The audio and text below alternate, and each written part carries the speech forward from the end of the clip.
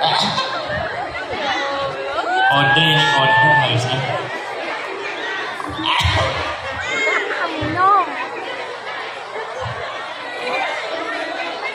Assalamualaikum warahmatullahi wabarakatuh.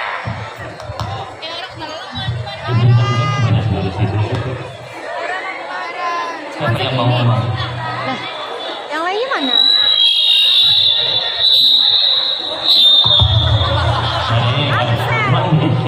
Siapa kamu ngomong?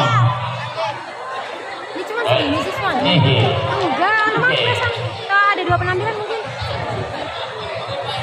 Iya, Mimi ya, Li. Manis banget sih si Ling Ling. Yang cantik. Wis tenang, panas sedikit latihan. Ya.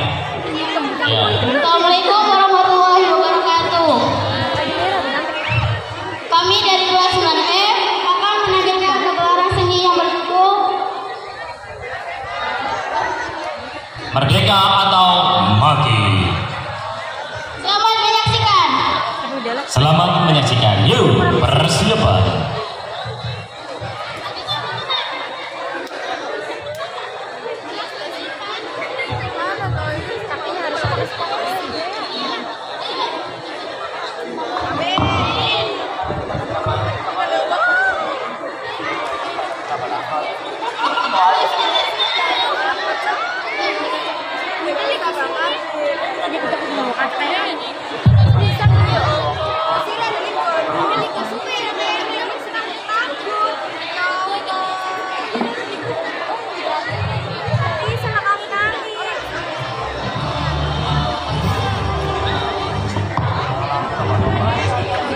Selama ratusan tahun akhirnya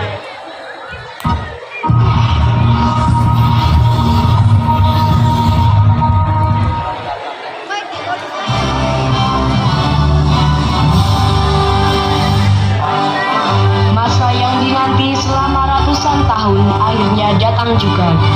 17 Agustus 1945 Indonesia menyatakan dirinya sebagai negara yang merdeka, sebagai sebuah negara berdaulat. Namun belum genap 1 bulan usia kemerdekaan, Indonesia mendapat cobaan yang berat. Tentara sekutu yang di dalamnya ada tentara Belanda mendarat di Jakarta dan kota-kota besar lainnya di Indonesia. Bung Karno dan Bung Hatta berupaya melakukan upaya diplomatik untuk mendorong tentara sekutu bekerja profesional untuk meluruskannya saja, tidak mengotak-atik status kemerdekaan Indonesia. Namun upaya itu tidak membuahkan hasil. Oh yang benar, cepat-cepat, ayo cepat. Beras itu milik kita, ayo ambil. Atas saran Jenderal Besar Sudirman, Bung Karno diminta untuk mengirim utusan khusus kepada Raisul Akbar Nahdlatul Ulama Hadratus Syekh Kiai Haji Hashim Asy'ari di Ponpes Tebu Ireng Jombang. Tujuannya untuk meminta fatwa tentang hukum berjihad membela negara yang notabene bukan negara Islam seperti Indonesia. Assalamualaikum. Waalaikumsalam. Kiai, saya utusan dari Bung Karno. Beliau menitipkan pesan. Apa pesan Bung Karno? Beliau berpesan, apakah hukumnya membela tanah air? Bukan membela Allah, membela Islam, atau membela Al-Quran. Sekali lagi, membela tanah air, apa hukumnya, Kiai? Hukum membela negara dan melawan penjajah adalah fardu ain bagi setiap mukallaf yang melawan penjajah itu, termasuk jihad fisabilillah. Oleh karena itu, umat Islam yang mati dalam peperangan adalah syahid, dan mereka yang mengkhianati perjuangan dan memecah persatuan, bahkan menjadi tangan kanan penjajah, wajib hukumnya diperangi. Perang menolak dan melawan penjajah itu fardu ain yang harus dikerjakan orang-orang Islam, laki-laki, perempuan, anak-anak, bagi yang bersenjata atau tidak, bagi yang berada dalam jarak lingkaran 94 km dari tempat masuk dan kedudukan musuh. Bagi orang-orang yang di luar jarak lingkaran tadi, kewajiban itu jadi fardu kifayah yang cukup kalau dikerjakan sebagian saja. Kemudian Kiai Haji Hashim Asy'ari memanggil Kiai Haji Wahab Hasbuah dari Tambak Beras Jombang. Kiai Wahab diminta mengumpulkan ketua-ketua Nahdlatul Ulama se-Jawa dan Madura untuk membahas fatwa tentang hukum berjihad membela negara. Pada tanggal 21 sampai 22 Oktober 1945, PBNU menggelar rapat Konsul NU se-Jawa dan Madura di Surabaya, menghasilkan resolusi jihad sekaligus menguatkan fatwa jihad Rais Akbar Nahdlatul Ulama. Bismillahirrahmanirrahim. Resolusi Jihad Nahdlatul Ulama seluruh daerah Jawa Madura memutuskan memohon dengan sangat kepada pemerintahan Republik Indonesia supaya menentukan dan mengupayakan tindakan yang nyata dan sepadan terhadap usaha-usaha yang membahayakan kemerdekaan dan agama dan negara Indonesia, terutama dengan pihak Belanda dan kaki tangannya, supaya memerintahkan perjuangan yang bersifat sabilillah untuk tegaknya negara Republik Indonesia dan agama Islam. Selanjutnya, kami berfatwa bahwa setiap muslim tua dan miskin sekalipun wajib memerangi orang kafir yang merintangi kemerdekaan Indonesia.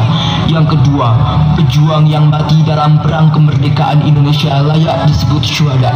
Dan yang ketiga, warga negara Indonesia yang memihak pada Belanda dan sekutunya dianggap memecah belah persatuan. Oleh karena itu, layak dihukum mati. Pada tanggal 25 Oktober, pasukan Inggris mendarat di Surabaya, dipimpin oleh Brigjen Malabi. Hanya berselang 3 hari pasca resolusi jihad, dicetuskan 6.000 pasukan sekutu mendarat di Tanjung Perak, Surabaya dengan persenjataan lengkap. Mendengar kedatangan pasukan penjajah, ribuan santri dan kiai dari penjuru Jatim bergerak menuju Surabaya. Maka terjadilah pertempuran antara para pejuang Surabaya melawan sekutu.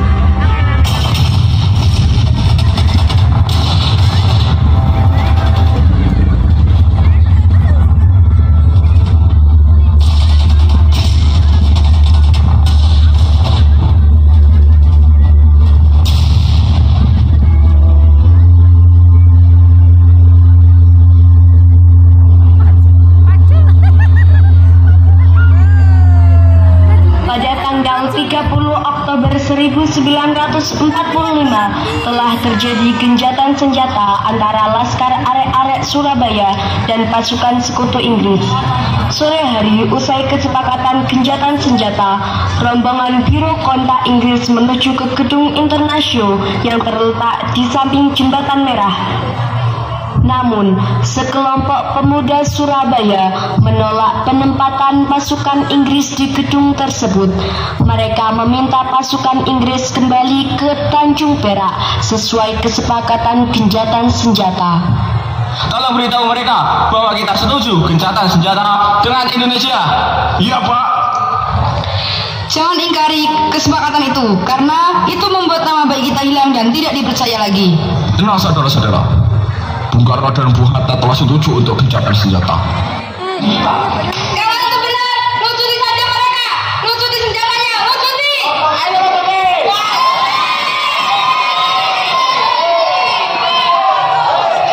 Kami menerima permintaan kalian. Saya yang akan bertanggung jawab penuh. Dan sekarang biarkan kami masuk. Mereka akan bertanggung jawab penuh. Jadi biarkan kami masuk ke dalam gedung itu. Rakyat Indonesia pun memberikan kesempatan untuk pasukan Inggris masuk ke dalam gedung Internasio. Mayor, iya Pak. Saya dapat perintah dari Brigadir Malabi. Proses gencatan senjata sedang berlangsung, tetapi mereka menginginkan kita menyerahkan senjata dan menyerah.